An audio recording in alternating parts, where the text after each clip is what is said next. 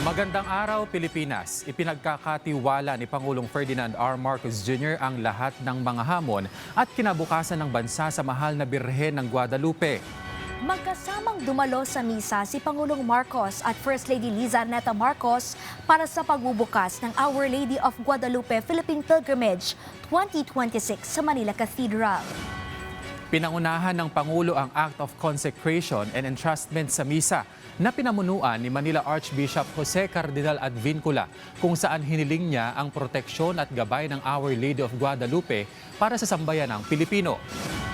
Kasama rin sa panalangin ang paghingi ng kaligtasan mula sa karahasan, sigalot, kawalang katarungan at iba pang pagsubok na kinakaharap ng bansa.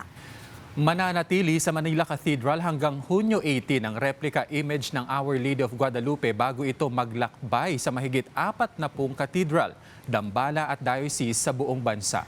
Magtatapos ang 6 na buwang pilgrimage sa December 12 sa pamamagitan ng permanenteng paglalagak ng imahe sa Manila Cathedral bilang simbolo ng panalangin, espiritual na pagbabago at pag-asa para sa mga Pilipino.